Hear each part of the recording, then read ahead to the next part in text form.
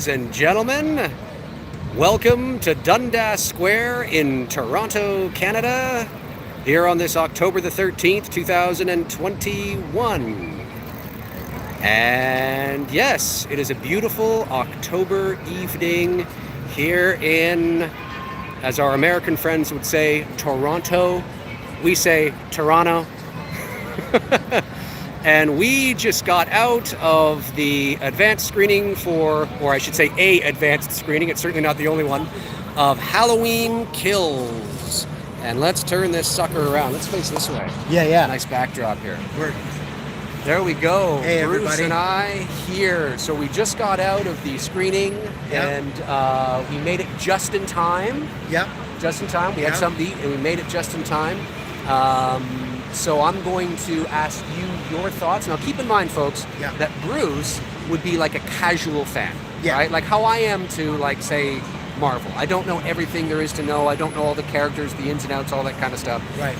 But I am, of course, the hardcore fan, and knows all those juicy, nitty-gritty details and all that kind of stuff. So for those of you that may not know who Bruce is, he's my best friend. You know who Bruce is, don't you? Hey, everybody. How you doing? But Bruce would be like, for Marvel to him would be like Halloween to me, right? So it's that. So just keep that in mind. So Bruce, as an average as a casual fan, Halloween. We saw Halloween 18 at TIFF, the world premiere here in Toronto. We came to Dundas Square and gave our thoughts. Now we're giving our thoughts on Halloween Kills 3 years later. What are your thoughts on Halloween Kills, Mr. Bruce Dale? Okay, well, I'm just going to preface by saying that I'm not going to say anything that is a spoiler. No spoilers. That's right. Because I don't want to ruin the experience for anybody else that's going to go see it. I know a lot of people are hyped. A lot of people are pumped to go see it this weekend, and there's some other advanced screenings people are going to check out, so no spoilers. That's right. My general thought is that anybody who is a horror movie fan, slasher movie fan, a Halloween movie fan, I think you're going to enjoy it. I think you're going to have a good time. It's not perfect. It's hard to find a perfect film. That's true. But I think there's a lot of great stuff about it. And I had fun watching it. I had a lot of fun. And this isn't like nonsense. I'm giving you my honest thoughts. For sure. I had a lot of fun. I like choices that the director made in the way that he chose to tell the story, how... You know, I think everybody knows that there's the past stuff, right? Because that was revealed in everybody knows write-ups about the flashback. So I will say that I really like how the flashbacks were integrated. I think they did a great job because I think the director made some really strong choices around how he wanted to tell the story, how he wanted that to flow. Like in terms of it's a slasher movie, you know what I mean? So what did you think, how did you feel about, and I'll let you, and Bruce is going to ask me my thoughts too in a second. What did you think about the kills? Does it live up to the name for you? It definitely lives up to the name. I definitely think so. It's, you know, I didn't know what to expect because, again, like to Dave's point, I'm more of a casual viewer, so I didn't really know. I didn't know. I just went in with an open mind and didn't really know what to expect. But I had a lot of fun. I had fun watching it, and I enjoyed it. And I actually enjoyed it more than Halloween 2018. I enjoyed it more for a number of reasons. So I think maybe I'll... Oh yeah, go ahead. I was going to ask, without spoilers, what do you think was your favorite part, or would that give away spoilers? Ooh, it's kind of hard to talk about favorite parts. No. Well, actually, okay. I'm going to say some of my... I'll share with you one of my favorite parts. One of my favorite parts is that there were many different shots of the mask. And I loved the shots of the mask and how, like, there's shots we see over the shoulder, which we see in some of the trailers. There's shots that are, we're looking straight at him. I like the cinematography. I like the way that it was filmed. I like how they made the mask look. The mask looked cool. I love the burnt, charred, just look to it all. Like he's come straight out of the fires of hell to, like, cause damage and destruction. I love the look. I love the look. And even the poster, I was saying to Dave before the movie started, I love the poster and how he looks and like the fire and brimstone kind of vibe coming out. I like that. I really like that. And I think they did a great job. And I think they made the mask look really good, in my opinion. I'm not a hardcore fan, and I don't know if other fans feel the same or different, but I think most fans do, yeah. But I think they did a great job on that and showing Michael Myers. You know what I mean? So cool. Yeah. Cool. Yeah. All right. So how about you? What were your? You take my phone here, so my arm's getting a little sore here. Yeah. So okay. All right. So ask me. So So what are your initial thoughts? Well, let me say this. Yeah. My viewers know that I'm always going to be honest, whether I like something, whether I don't like something. I'm going to be honest with you. I take pride in having built that reputation on my channel. And I will say that when I walked out of the 2018 film, I was disappointed.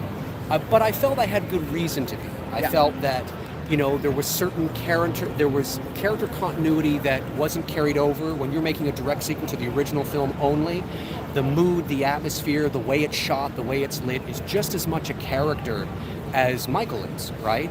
And the film, the 18 film, was largely void of any really suspense or tension. And I walked out of the theater a little disappointed. Some people could probably tell on my face when we came to the square, like, I think Dave's disappointed. And I was. I didn't think it was a bad movie. I just didn't think it was a very good Halloween movie. This movie, I will say to my viewers out there, that I like this. Now remember, this is first watch. I have to let it marinate. I got to let it sit in. But on first watch, I like this movie better than the 18 movie. And I think it is because, to your point, it feels, the way it's shot, the way it's lit, it feels aesthetically, visually, more in the universe of the original Halloween than the 2018 film did. Yeah, I would agree. Yeah. And a large part of that, as you said, is because of the flashback. We were all worried about the flashback. And whether, because when you're dabbling in that sandbox of the 1978 film and you find out that they're going to add on to it, you're like, I don't know, it could be great, but it could be shit, right? I'm happy to say that I was very pleased with the flashback and how they handled it. It was just enough. We didn't stay in that world for too long. We didn't overstay our welcome. It didn't overstay its welcome, I should say. And it felt like we were living in that world. Some people said to us that It's Me, Billy felt like it was in the same world as the original. Yeah. Same with this. Yeah. It felt like, obviously it looks modern, but it feels, the way it looks, the way it's shot, the attention to detail at the Myers house was brilliant. I'm thoroughly impressed. Hats off to the crew. I am very, very impressed. It's not easy to do that. You've pleased me, and that's not easy to do. So I was very pleased with that. In regards to the kills in the movie, I don't know if I was expecting more. I can certainly see for a Halloween movie, it is very high body count, blood, guts, and gore. But I didn't think it was as bad as people are making it out to be. It didn't feel like it was like, oh my God, holy shit. Do you know what I mean? It wasn't really, it was like, oh, I've seen this before, I just haven't seen it in a Halloween movie. So in that sense, I was like, oh, okay, cool. It didn't really bother me. But it didn't bother me because, as you guys know, I've said, I'm going in knowing that this is what I'm going to get. I'm not under any delusions that, there's going to be, lots of theater of the mind, right? But I knew that I was going to get a high body count, and that's what they got. But one of the things that I appreciate as well, the 2018 film was largely void for me of any suspense, of any real suspense or tension. There just wasn't a lot of that in the 2018 film. In this movie, I'm pleased to say that they really ratcheted up the suspense. There's some really nice moments of genuine tension and suspense. Yeah. And that pleased me. And that makes me somebody who knows I'm not going to get everything that I would love because it is 2021. I get it. You know what I mean? I get it. We got to entertain all the crazy fans out there. But to balance it with some genuine tension is nice. That was nice to see. So I appreciate that. And I guess I'm just going over what you told me. This is great. This is and good then, stuff. Or what I asked you. So the mask, love the mask. Thought the mask looked great. Yeah. Liked the way it was lit. Some really nice moments with the mask. I love the detail they put in the mask. Yes. Like the craftsmanship of the mask. Yeah. Like I love what they did with that. Yeah. Like whoever made it. And Christopher Nelson and his team. Yeah. Shout out to them. So I'm just adjusting my hand here, everybody. Take it here. Yeah. I'll take it. Okay. Sorry about that, everybody. No worries. Yeah. I should have brought my gimbal. Yeah. Anyways. the detail in the mask, like just the craftsmanship and how they put all that in, like it was dope. It looked good. It looked scary. It looked great. And of course, as I've always said, it's not like a Myers mask, even a really good one, can look shitty. But like it's all how you light it. Yeah. You know what I mean? Yeah. So they lit this thing really well. Yeah.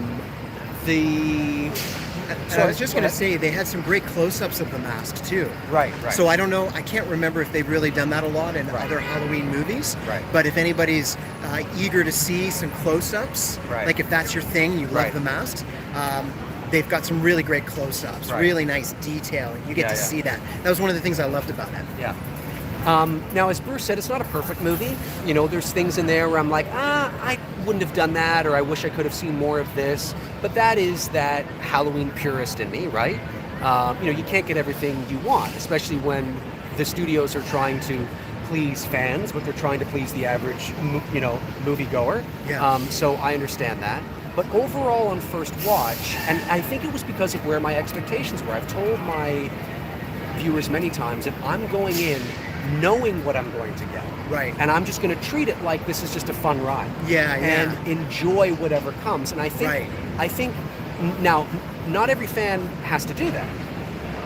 The purists out there like me may have to do that. But if you're not a purist and you just want to, death and, carnage and blood and things like that, then just go in and watch a movie. But for me, my expectations were tempered, and I think because of that, I was pleasantly surprised and enjoyed it. Yes, I agree with all of you out there that we're talking about the character development and the dialogue. There's some campy dialogue. There's some performances that feel... It's a horror movie. It is, but there were a few... With all respect to horror movies. There were a few performances that felt a little overselling, a little kind of like...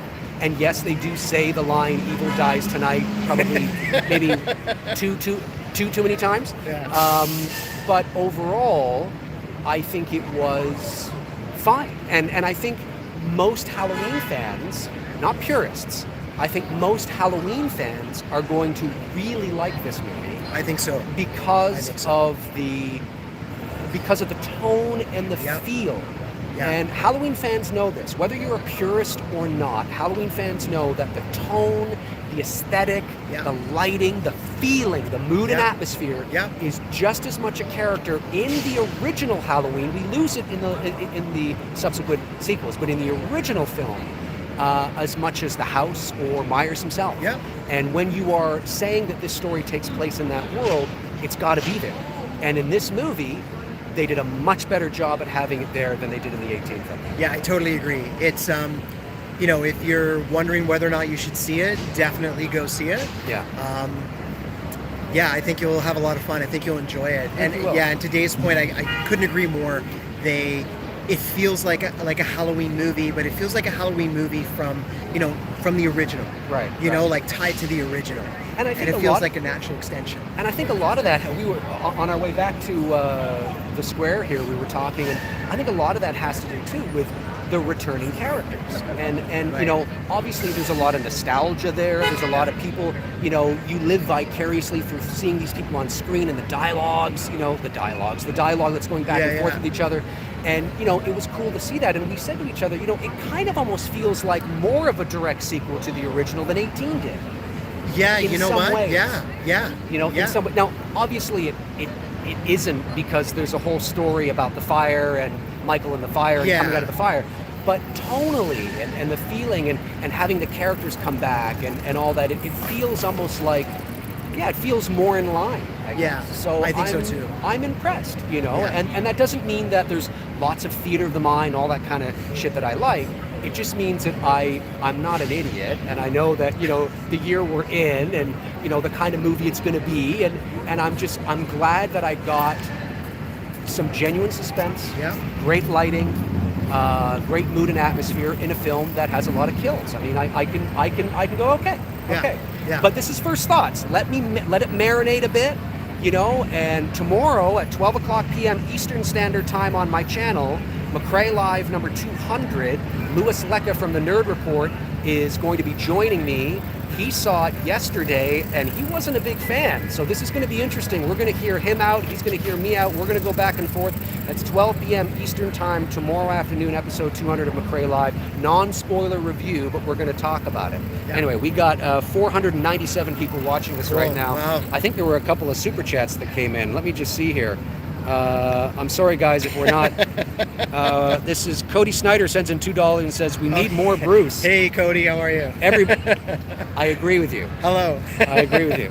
And then we have, what else? There's another super chat here. This is from David Coe, sends in $4.99, says, how was the rocket launcher scene and who did he kill with it?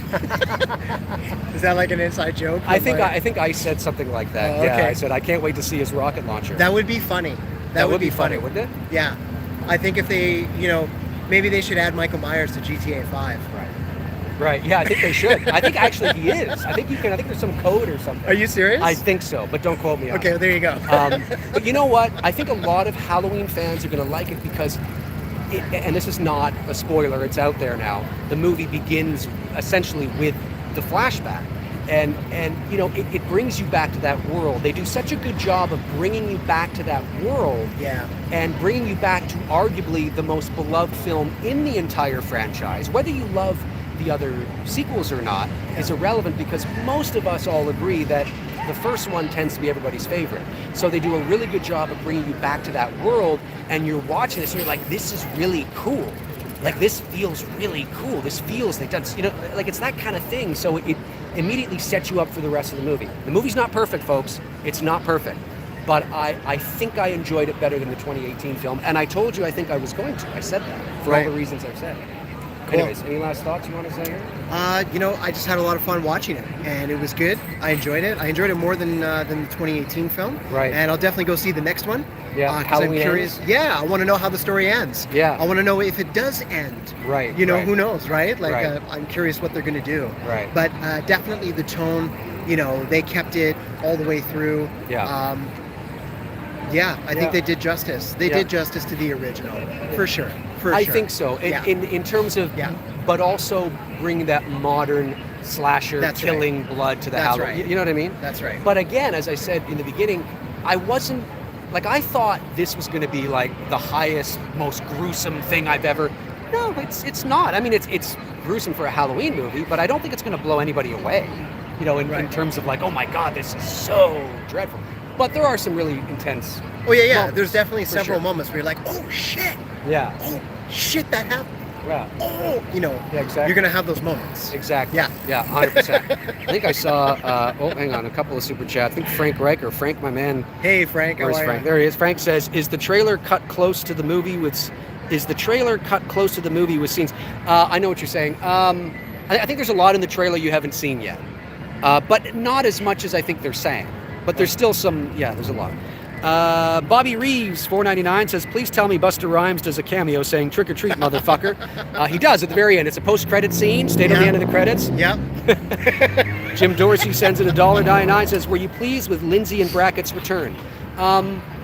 Yes, I was. I think Kyle Richards is her name, did a really good job.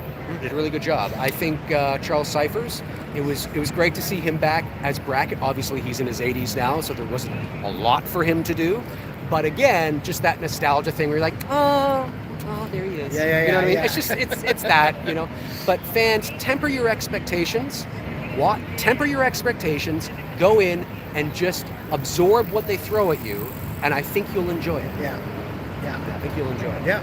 So on that note, Bruce and I are going to take off here. It's a beautiful night, though, isn't it? Yeah. Let's see if we can just turn this around here so we can see what's going on. Do it up. It's a beautiful night here in Toronto, and not too busy, actually. Like I said earlier this afternoon, it gets really busy down here at night. Or sorry, in the summer, I should say. But there goes a streetcar over there. Pretty cool. All right, so that's going to do it for us from Dundas Square in Toronto, and I will talk to you guys tomorrow afternoon at 12 o'clock p.m. And Bruce and I are signing off. Yeah, all right. Yeah, cool. That's it. Take care, everybody. All right. Good to see you. Take care, everybody. We'll talk to you soon. All right, cheers.